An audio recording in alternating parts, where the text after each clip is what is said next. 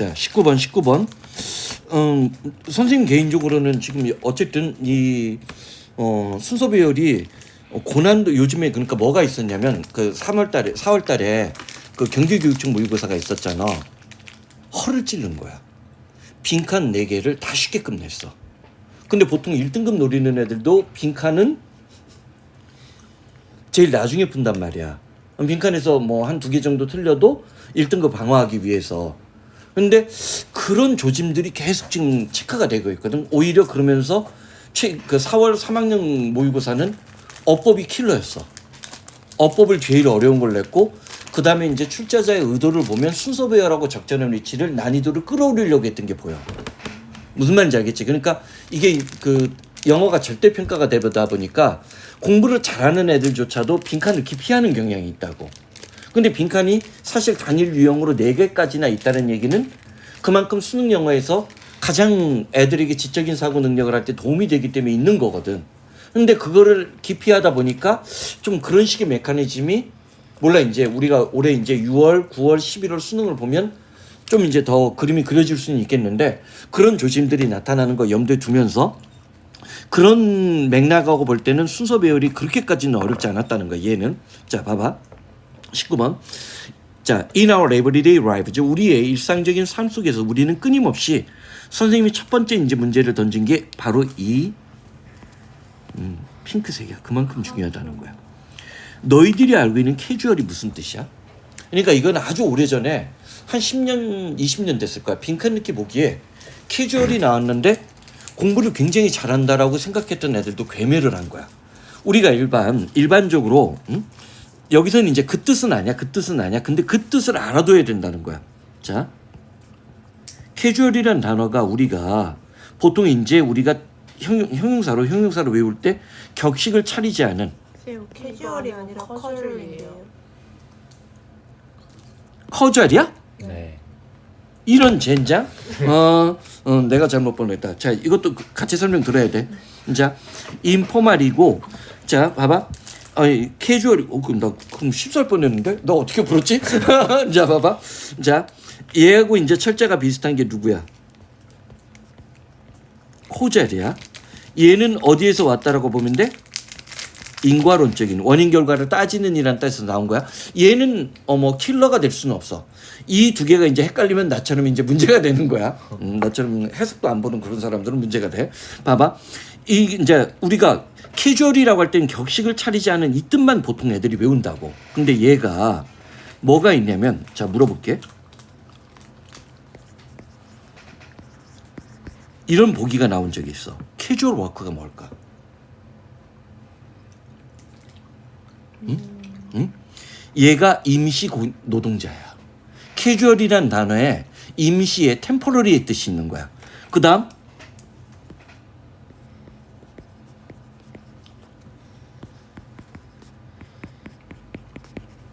이런 게 나왔다라고 해. 캐주얼 비지팅이 나왔다라고 해. 그럼 이게 대부분의 아이들이 90% 이상이 이게 격식을 차리지 않은 방문이라고 얘기를 해. 근데 자, 캐주얼에 뭐라고 했어? 임시의라는 뜻을 꼭 잡아주고 캐주얼에 또 무슨 뜻이 있어? 얘가 우연한이란 뜻이 있어. 이 두 뜻으로 나오면 빈칸 느낌 아니면 이제 장문독해에서 단어 밑줄 칠 때도 있지.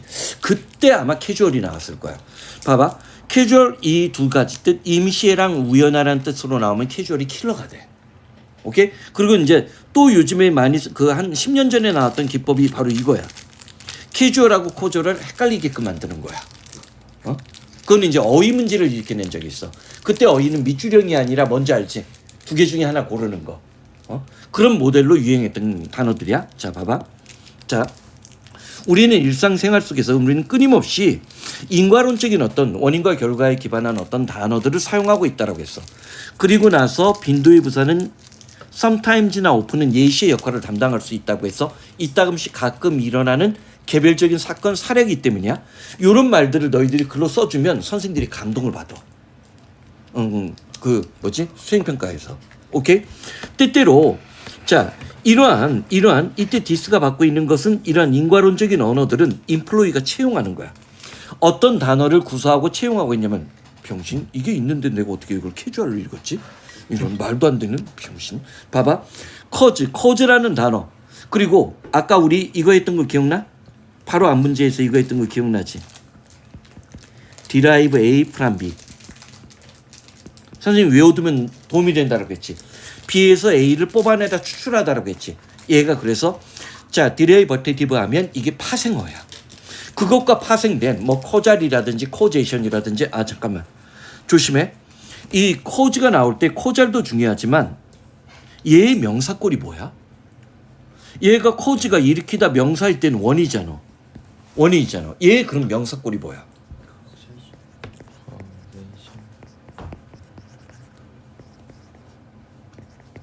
두 가지를 보통 써. EBS 교재 보다 보면 2번 이상 보게 될 거야. 코제이션과 코잘러티는 원인 결과 인과관계야 얘는. 그러니까 사실 엄밀하게 코즈는 일으키다 원인이니까 그것의 명사꼴이라고 볼 수는 없고 이게 이제 파생어라고 볼 수가 있겠지. 오케이? 선생님 무슨 말인지 알겠지? 두 단어를 혼용해서 쓰더라고. 응?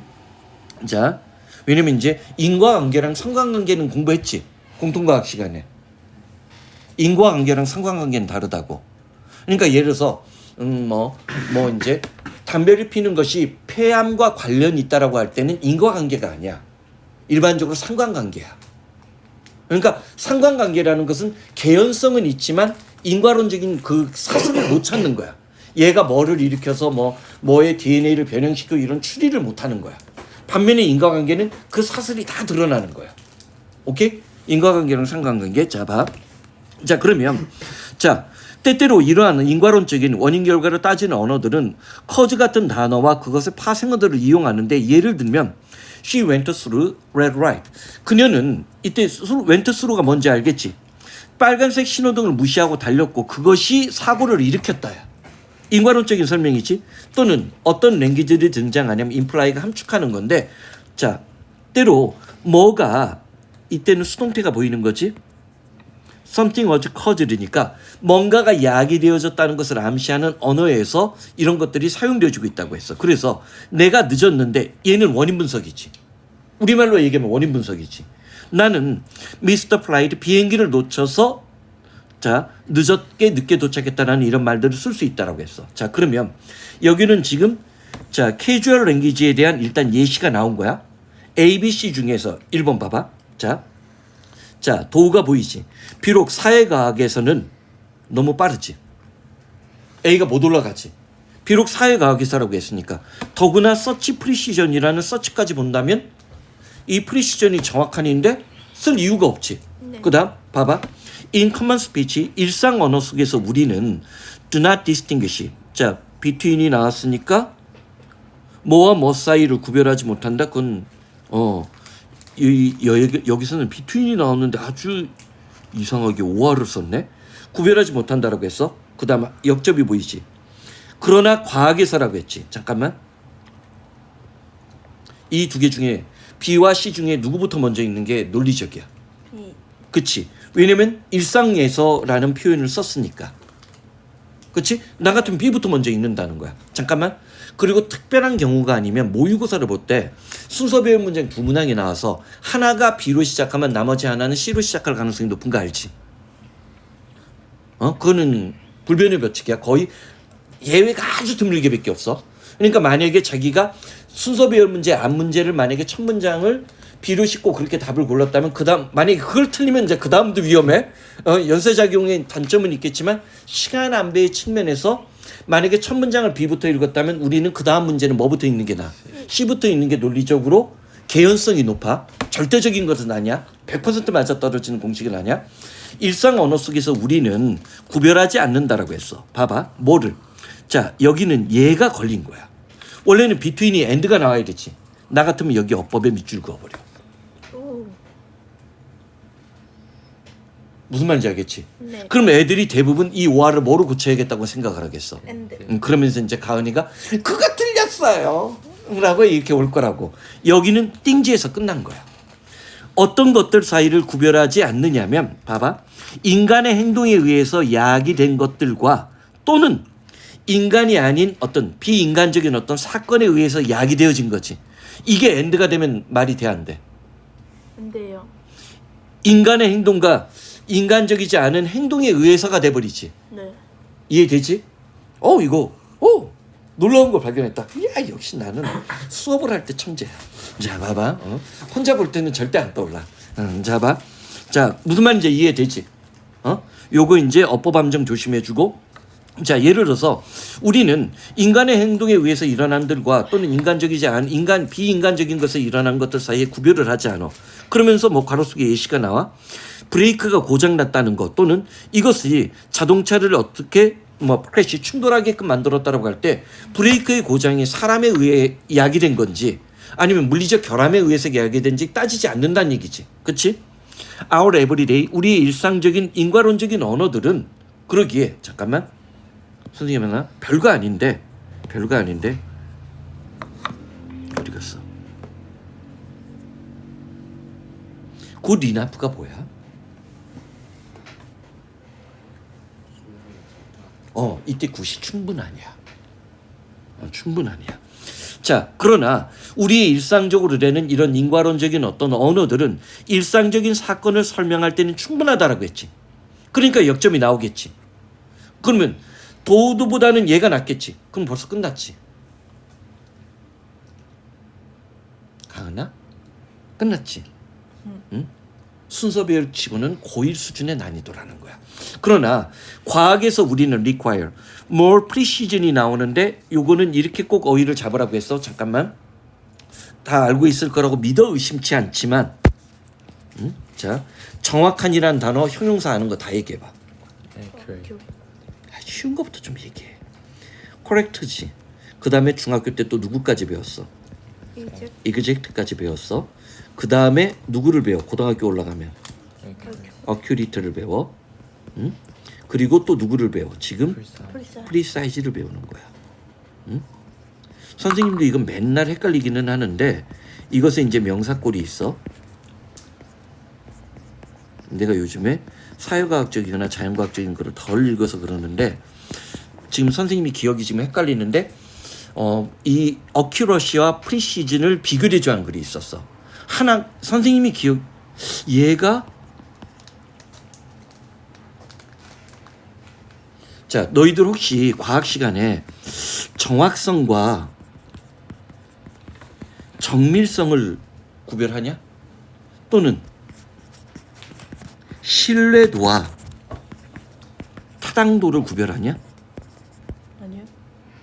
신뢰도라는 것은 반복적으로 실험을 했어도 측정한 것이 동일한 결과가 나와야 돼. 그러니까 우리가 화를 쐈을 때 자, 봐봐. 여기가 표적이 있는데 여기에 반복적으로 여기에 촘촘하게 좀 있어. 그럼 이거는 정확하지는 않지만 정밀하고 신뢰도는 있는 거야.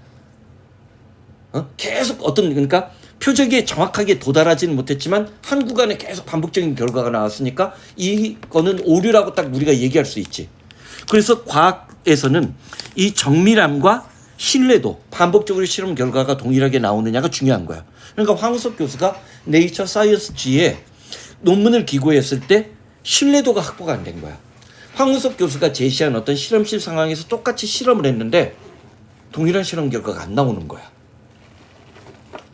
반면에 정확성과 타당성이라는 건 뭐냐면 여기를 가야 돼. 그러니까 예를 들어서 자, 아까처럼 모여 있지는 않지만 우리가 정답이라고 생각하는 거에 주변에 있어. 그러면 정확하고 타당성이 있는 거야. 내가 원하는 실험 결과를 얻은 거야.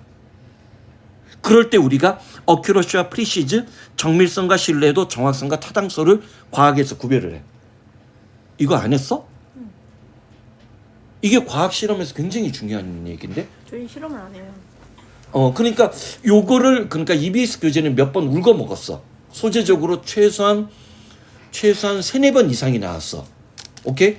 이거는 만약에 지금 말고 나중에 이거는 왜냐면 언어 영역에서도 낼 수 있는 소재란 말이야. 자, 그러면 과학에서는 좀 더 정밀하고 정확한 것을 요구해. 여기서는 이제 정밀한지 정확한지는 몰라. 정확한 것을 요구하고 있다고 했어. 그러면서 파말로크로지스트 약사들이야. 약사들은 스페시픽이 특정 아니지. 명확하게 정의를 내려줘야 돼. 뭐를? 프리사이즈 도시지 오브 드러그 자신들이 처방한 약의 도시지가 복용량이야. 그러니까 우리가 꼭 그렇게 적어놓는 거 알지? 응? 자 식사 끝나고 2알씩 드세요 하는데 가은이가 5알을 먹어. 그러면 무슨 말인지 알겠지? 그런 것들이 이제 스페시파이가 정확하게 규정하는 거야.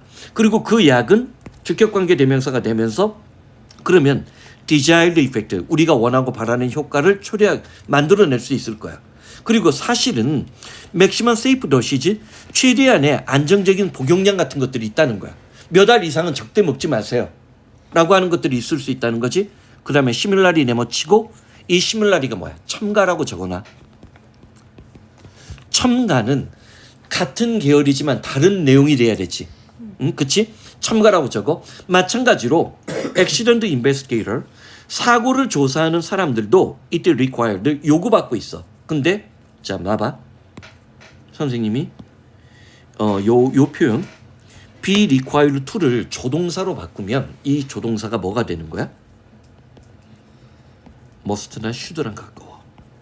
be required는 요구받다가 되면 자 당위의 느낌을 주는 거야. 반드시야. be required가 그 정도로 강해. 이거를 오늘날 현대 영어에서는 그러니까 선생님이 갖고 있는 영문법 책 중에 가장 최근 거는 옥스퍼드하고 캠브리지인데 걔네들은 얘네들을 오늘날 현대 영어에서 조동사 대용이라고 얘기를 해. be required to, be forced to 그런 것들을 조동사 대신에 쓰는 거야. 오케이? 마찬가지로 다른 내용이지만 같은 계열이지.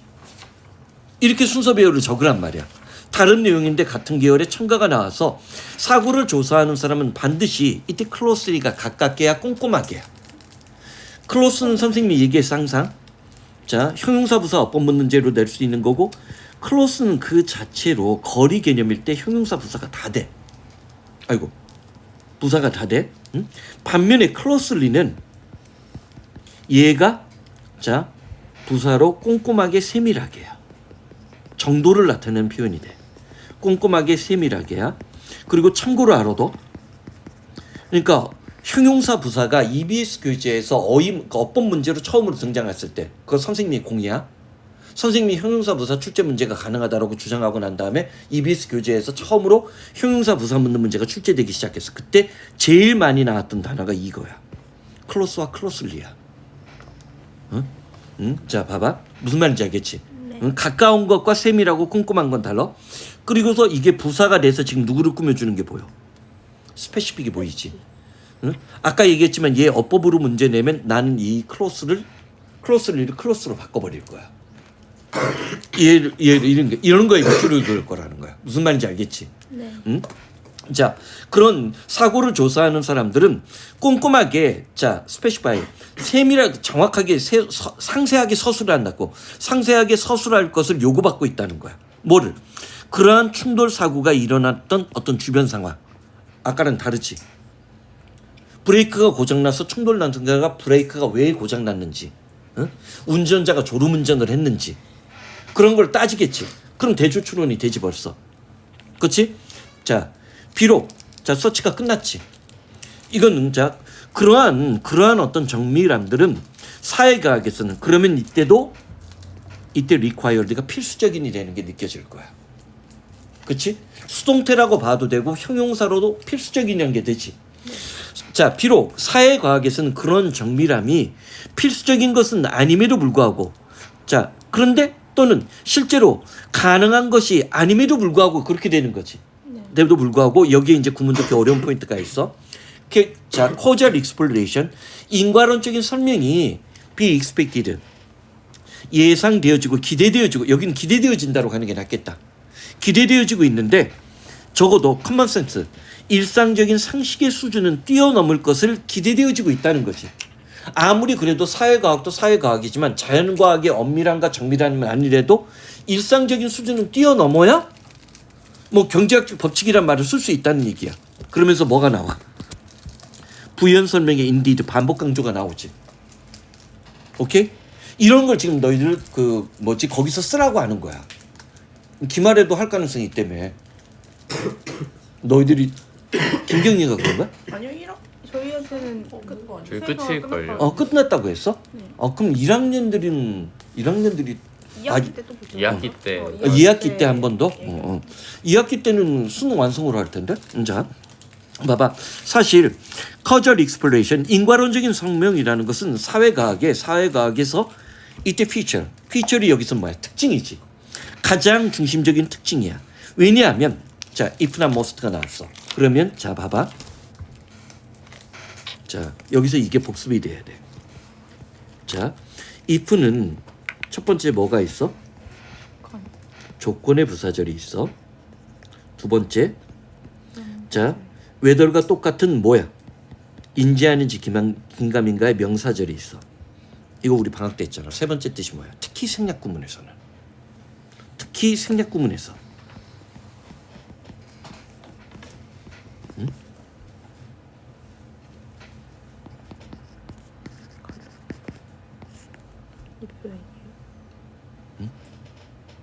자, 이때가 생략 구문이 되면 대체로 양보야.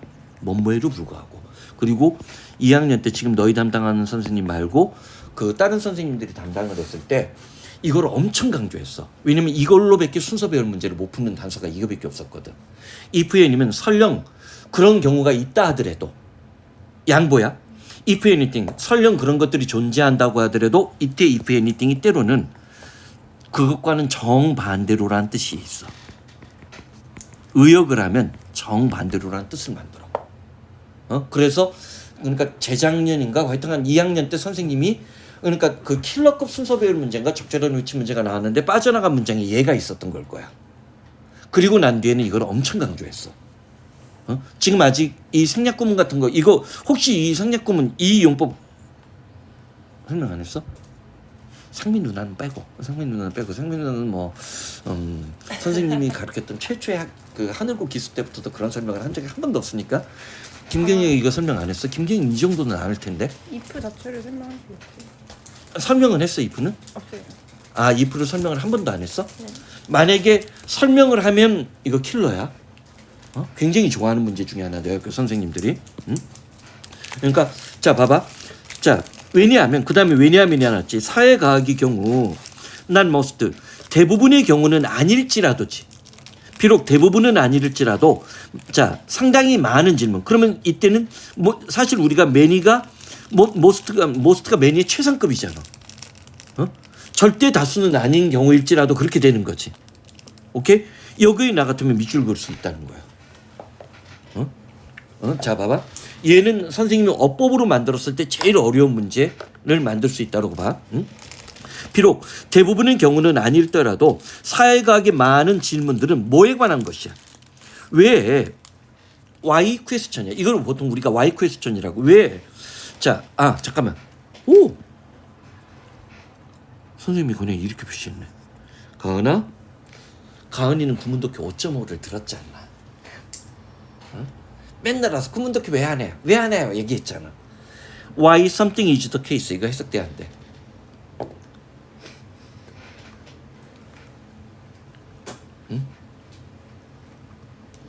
자, 현우가 알 것 같대요. 현우가 알 것 같다고? 자, 이게 안 떠오른다고. 선생님이 이렇게 썼는데도 기억이 안 나? 437 5.5에서 최소한 5번은 떠들었다. 근데 This is not the case. 겨울방학 때 10번은 했다. 아니 왜 기억이 없지? 응? This is not the case가 수능 첫해 적절한 위치 고르는 문제였어. 연결사였다고. 이것은 사실이 아니다야. 이때 케이스가 사실이야, 사실. 그러면 거기 더 케이스에다 사실이라고 적어. 왜 어떤 것이 참인지에 대한 자 질문의 기반을 두고 있다는 거지. 자 봐봐. 요 문제에서 만약에 어떤 사람이 틀렸다면 그 이유는 뭐 때문에 틀렸냐면 이 얘 때문이야. 그 중후반부에 역접이 나오면 애들을 껄끄럽게 느낀단 말이야. 근데 선생님이 이렇게 중후반부나 마지막 문장에 역접의 장치가 나오면 어떤 역할이라고 했어? 반복 강조 정보의 추가 대조사례. 뭐라고 했어? 반복 강조 정보의 추가 대조사례. 그러나 자 봐봐. 여기서 동사는 얘가 되지 is가 되지. 그러나 자 봐봐. 이 문장 구조 복잡한 게 느껴져? 선생님도 2번 이상 보잖아. 대은 주격관계 대명사야. 무엇이 원인지를 구체적으로 언급하는 거지. 스페시파이가 정확하게 구체적으로 언급하는 거니까 무엇이 원인인지를 구체적으로 설명하는 거. 즉 그것은 그 go beyond common sense 상식의 수준을 뛰어넘게 무엇이 원인인지를 구체적으로 설명하는 것은 not straightforward. 그렇게 직선적이고 직접적으로 이루어지는 것은 아니다라는 얘기지. 이게 어떤 의미인지는 모르겠어. 이 글만 갖고는. 이 뒤에 부연 설명이 나와야 될 것 같은데 과연 글을 끄는 것 같아. 2번째 문단에서 아마 글이 부연될 것 같아. 이거 소재 굉장히 좋은데? 표현하다. 소재 좋고 굉장히 고급 문법이나 그런 것들 많이 썼어. 나 같으면 솔직히 개인적으로 나 같으면 무조건 내. 내신에서 무조건 내. 그리고 실제로 수능에서도 이 정도 레벨의 글이 나오면 빈칸 넣기든 뭐든 쉬운 게 아니거든. 오케이? 굉장히 좋은 건데. 이거 설명하는데 너무